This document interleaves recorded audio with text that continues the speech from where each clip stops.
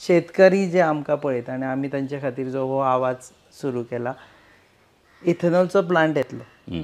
So ही भिवपाची गरज ना म्हणजे स्लोगन चलता आनी हालीं आमी भाजपान पळयलां कितेंय जाल्यार भिवपाची गरज ना स्लोगन चल्लां खंयचे जिखून आयले जाल्यार. सो ह्या शेतकऱ्यांकूय तुमी तेंच स्लोगन दिता की भिवपाची गरज ना? बरोबर आसा.